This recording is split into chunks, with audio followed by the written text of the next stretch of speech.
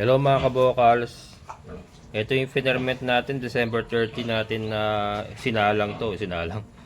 December 30 natin siya nagawa. Ayan, December 30 last year. So ngayon ay February 1, 1 month na siya mga kabokals. Yun na natin itsura. Ayan o, nakakita nyo naman o. Kapaganda, ayan o. Puting amag, namumuti sa amag yung ibabaw o. Namumuti sa amag yung ibabaw. So ito na nga po yung pinapakain natin sa mga baboy natin, saka sa mga breeders. Yan po yung tsura ng fermented after a month. Pagka maayos po yung pagkaka-ferment, ganyan po yung tsura niya. Ito na mga kabokal, no? Yan. Lapot, di ba? Yan. Saktuhan lang ang katawan. Pero napakasustansya ng kanyang kinakain.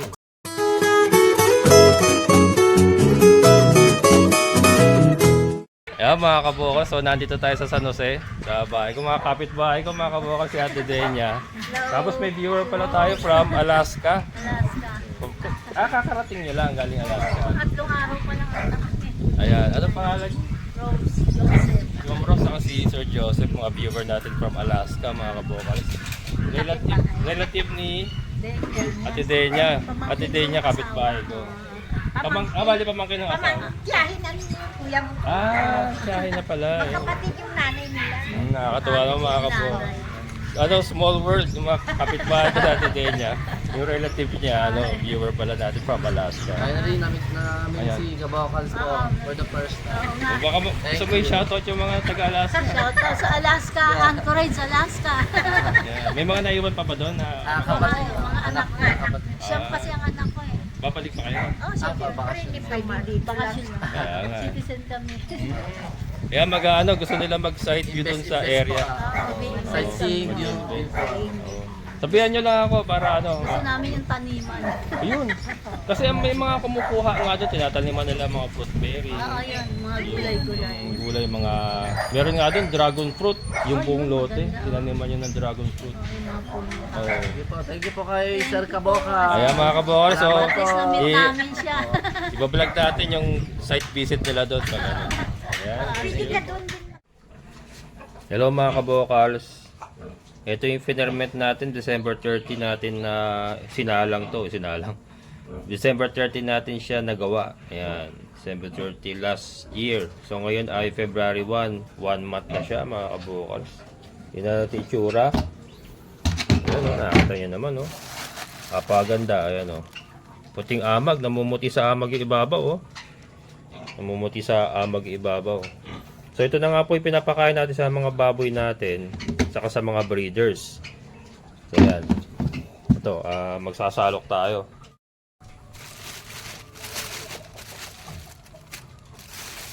Yan.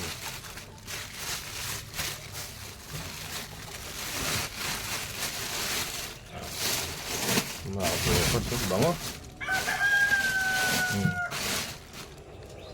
Ito nyo ba yan mga kabokal? So yan o. Amag yan o. Ayan o. Yan po yung tsura ng fermented after a month.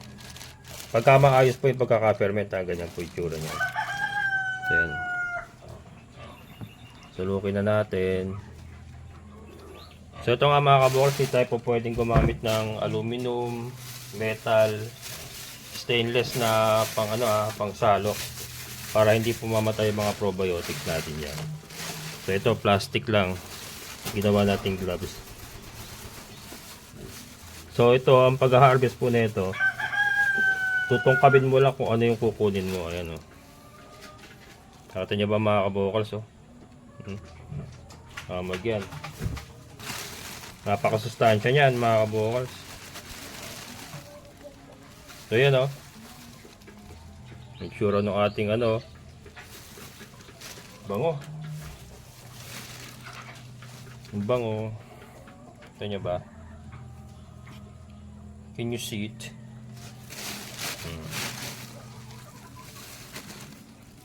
Yung ilalim nyo. Yan yung tsura ilalim nyo. Pag yan itim, na parang bulok eh, medyo may problema tayo. Pero ang itsura niya, kung anong itsura niya nung ginawa ko siya, ganun pa rin ang itsura niya. Ayan. Ganyan ang itsura niya nang sinalang ko siya. Yung ilalim, ayan. Oh.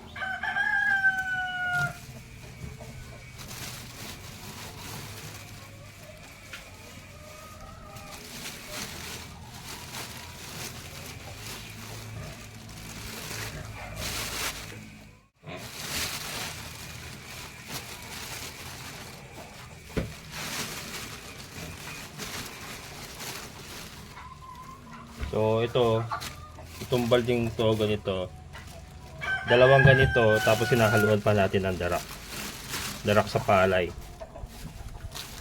Parang ang ratio po niyan 50-50 na ganito na fermented, 50% na darak sa palay. Sa ating mga baboy po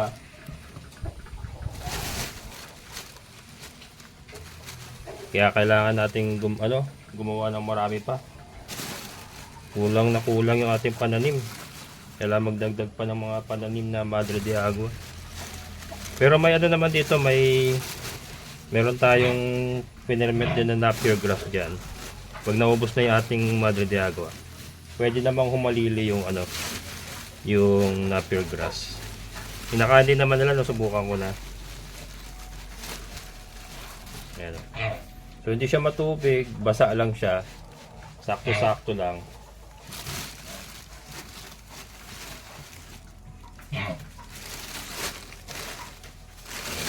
Tapos ito sasara ko muna uli para hindi siya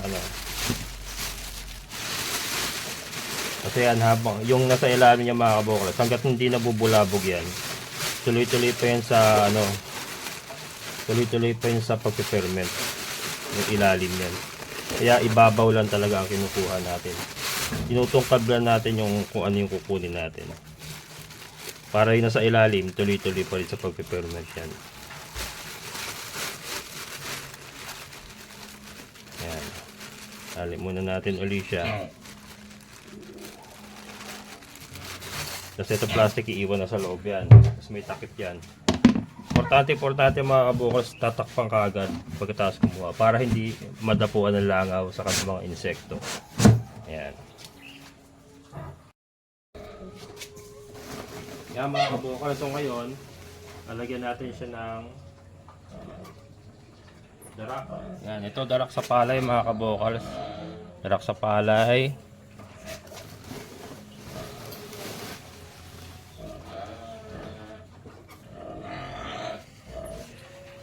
Yan, darak sa palay mga kabukal. So ano yan 50-50 ratio tayo. Tapos lalagyan natin ng tubig. Yung fermented naman natin na yun, meron na kasi molasses yun. Kaya hindi na natin sila lalagyan ng molasses. Kung ano yung timpla ng fermented natin, yun na yun. And then lalagyan na lang natin ng tubig. Sasabawan natin.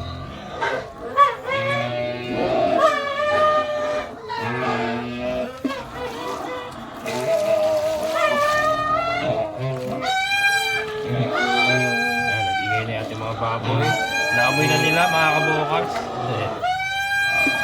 Amoy na nila.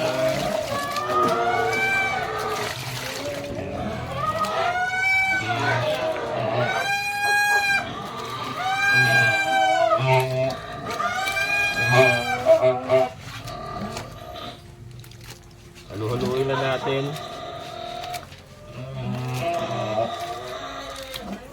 Napakaganda na itong mixture natin ngayon na darak sa palay tapos fermented Madre de Agua.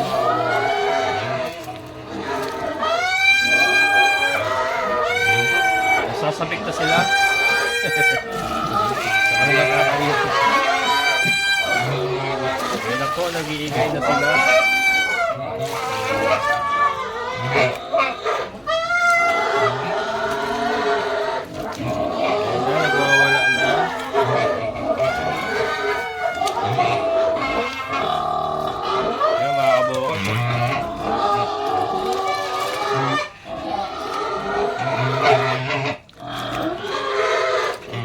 bango. Ang bango mga kabokals. Yan ang talagang maganda pagkaka-ferment pagka mabango. Pag bumantot yan, yun medyo yan. Ito yung mga puti-puti kanina na durugin natin para lahat sila makakain. Puting amag ba? Puting amag yan.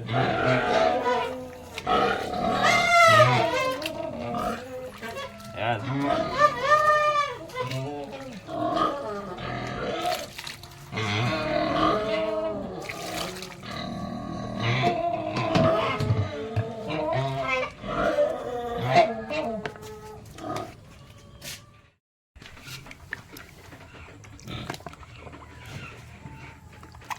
Ito na mga kabokals, oh. Tingnan. Lapot, di ba? Ayan po ating pinapakain sa ating mga baboy ngayon. Fermented Madre de Agua with darak sa palay.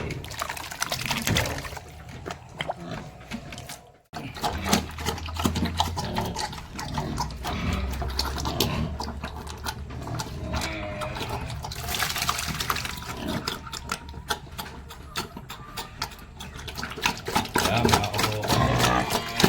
Nakakita nyo naman. Up close and personal. Gustong gusto mga kabokals. Ating mga baboy.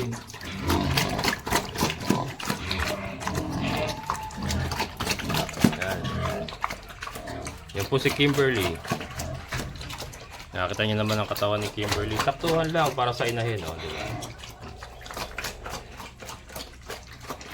Yan. Saktuhan lang ang katawan. Pero napakasustansya ng kanyang kinakain. Kasi magandang una-una, maganda yung ating pagkaka-ferment. And alam naman natin pagka magandang pagkaka-ferment, meron po mga probiotics yan, good bacteria.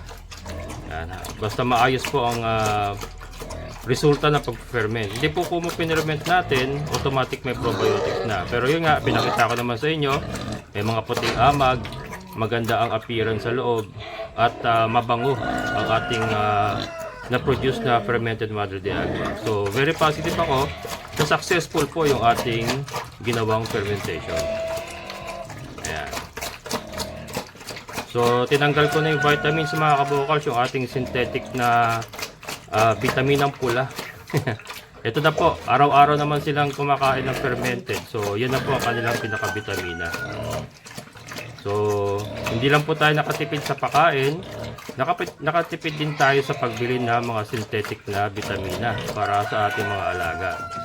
Kasi yan na, andyan na lahat eh. Halos na andyan na lahat. Hindi ko naman sinasabing 100% or perfect na perfect, pero andyan na mga kabokals.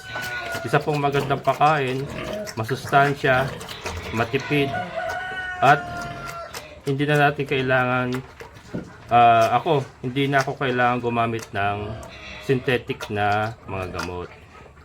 Well, nasa inyo po yun. Ito naman po ibinabahagi ko lang sa inyo. Ayan, kung gusto niyo pa rin gumamit ng synthetic po, pwede naman po. Ayan o. Diba? Maganda naman ang katawan eh, diba?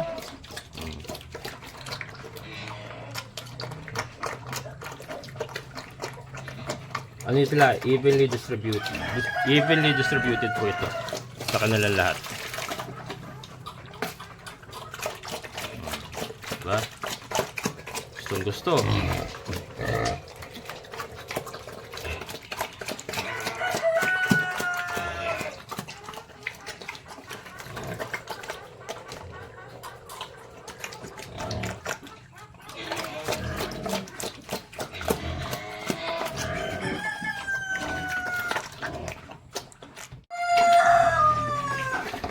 Ito naman po si Tricia.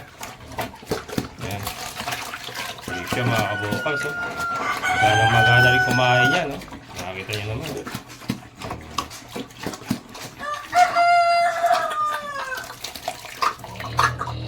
Tricia.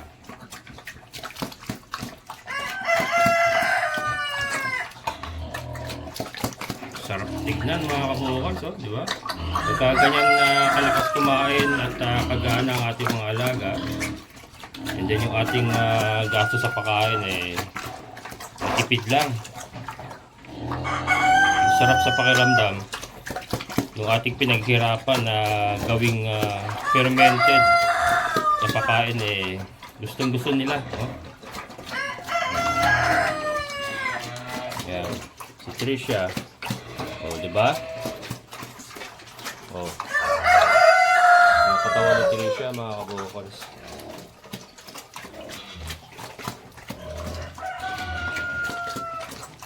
Naka-fully recover na kasi itong dalawang ito. Galing sa kanilang pagpapadede ng kanilang mga anak.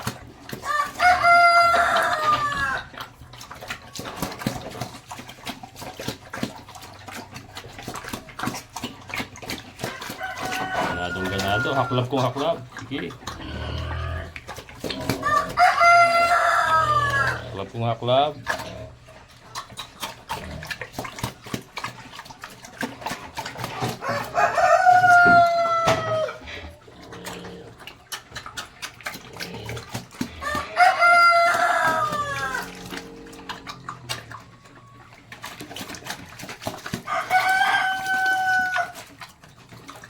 Yeah.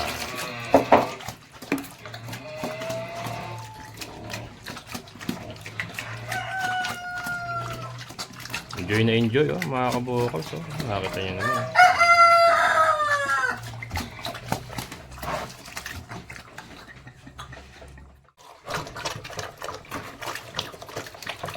Ayan, si Basha. Ito si Basha, ito po yung huli nating nanganak. Huli nating naibenta yung mga anak niya. So, recovering pa po siya. Pero ayan, oh. Nakaka-recover na yung kanyang katawan, mga kabukals. Ayan, maganang kumain. Maganang kumain.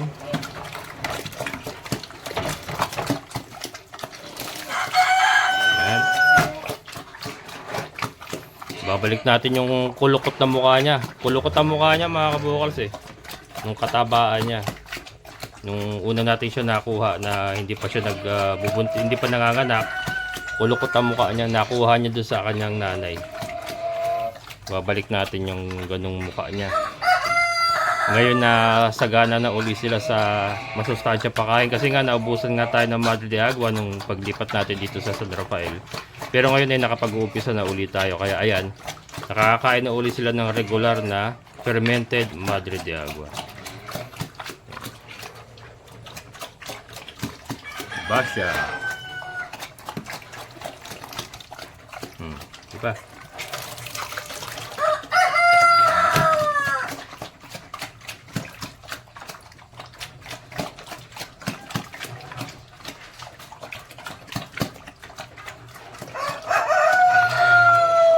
Malapot ka, mga kabukals, ha.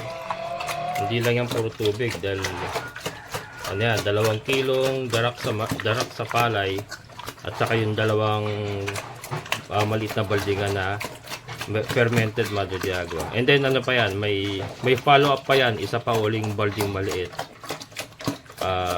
para sa kanila lahat, paghahati-hatian pa nila yan. So ngayon ay papakita ko lang, mga kabukas, yung aking yung simpleng pamamaraan ng ating pagsasalage. Madali pero epektibong pagsasilage or pagpiferment ng Madre de Agua. So, let's start. Yeah. Ayan, mga kabukas. Yung ating katuwang sa hanap buhay. Matagal na to, mga kabukas, sa mga dati sa channel ko. Diba sa old area pa, ito na yung gamit natin. So ngayon, dito pa rin. Kalawangin na, medyo kalawangin na, pero nagagamit pa rin natin.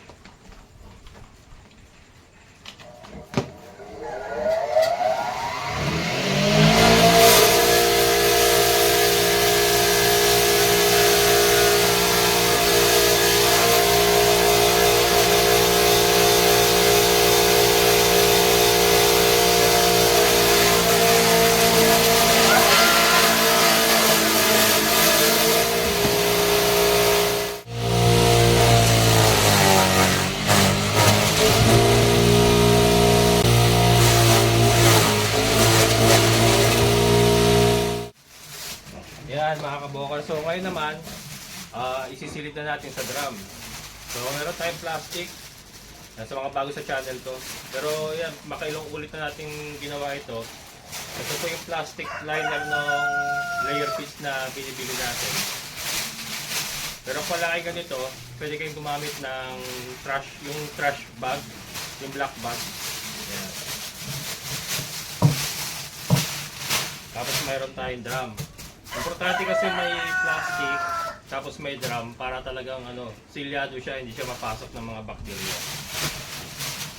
Yan kasi to, tatanggalin natin yung hangin. Kailangan din ang hangin, pipit-pitin natin. So ito na yung mga na-chop natin mga kabokals. Ayan. Ayan siya. Ayan o.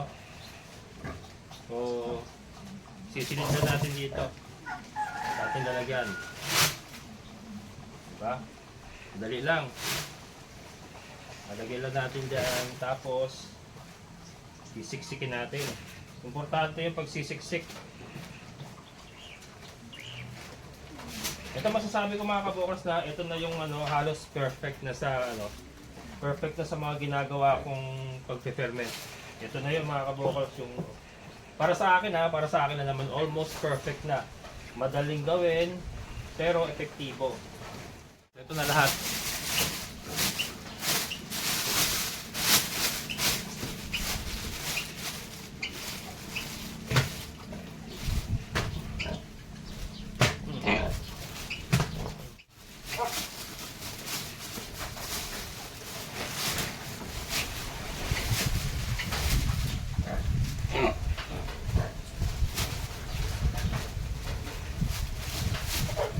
Yan.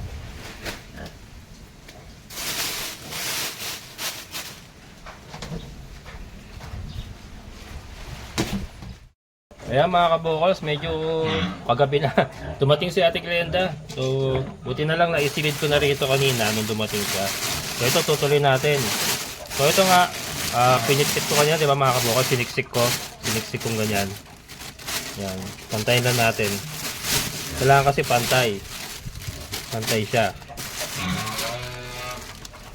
Yan. Pantayin lang natin. Bakit ba kailangan pantayin? Pag sinabi kong pantay mga kabokal, yung hindi siya yung pag ganon, hindi pa baba yung sa kabilang side, pantay yung kanyang patag, parang patag ganon. Ayan. Ayan mga kabokal, diba?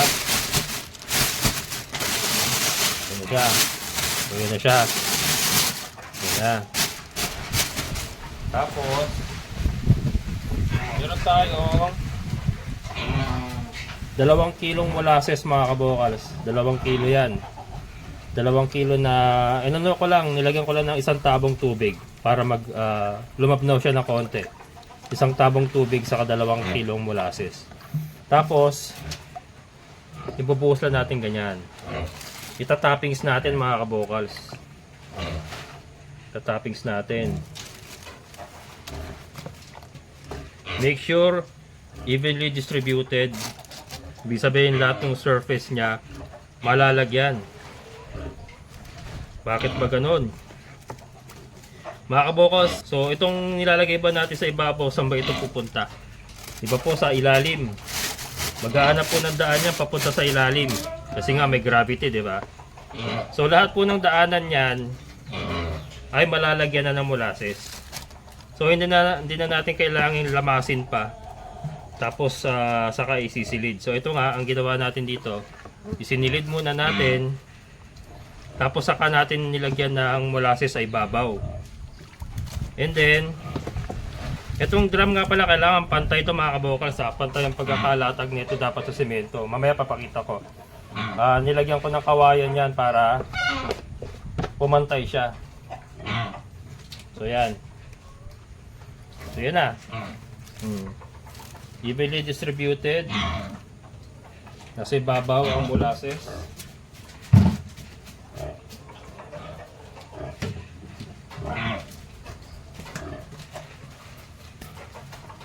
itsura niya. So ganyan po ang naging itsura niya mga kabokals. Yan. So lahat po ng molasses na inilagay natin sa ibabaw, lahat po yan bababa yan. Bababa yan. And then lahat ng daanan niya ay malalagyan ng molasses. Kaya kailangan evenly distributed para madaanan niya lahat ng laman ng ating drum. Ngayon, itong isa sa pinaka-crucial dyan mga kabokals. Kailangan natin isara yan airtight. Kailangan tanggalin natin yung hangin.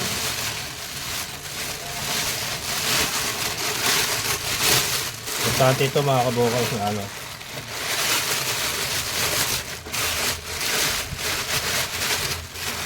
Kita niyo ba?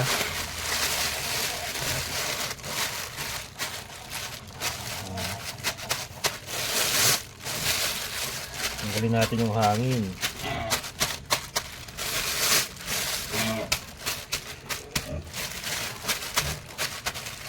So subukan na to mga kabokal. Sa opening video nga pinakita ko yung finished product ng mga una nating ginawa, di ba? So subok na, tested and guaranteed, di ba? So napakaganda. So ito malinis lang, wag lang makontaminate, wag lang pasukin ng mikrobyo, lalo na yung langaw. Ay makapagpuproduce po tayo ng puting amag na magiging sinyalis po. Yung po ang sinyalis na naging maayos po yung ating pagpiferment. 1 month po ako. 1 month po ang aking fermentation. Pero ito mga kabokals, tatagal to kahit 1 taon ha.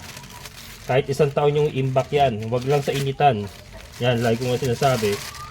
Probiotics, namamatay po yan sa init, sa sikat ng araw, sa init, sa mga stainless na madadarang sa kanila, stainless, aluminum, yan, yun ang mga iiwasan natin sa paggawa po ng fermentation kasi papatayin po niya yung mga good bacteria na pinaparami natin. So yan, ganyan lang po mga kabokals. Stop.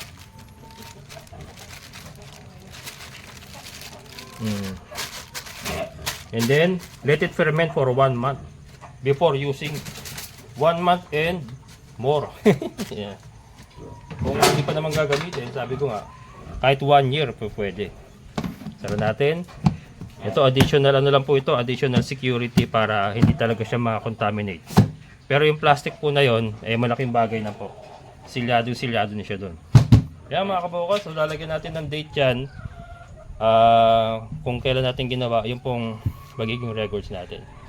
So ayan mga kabokals, hanggang dito na lang.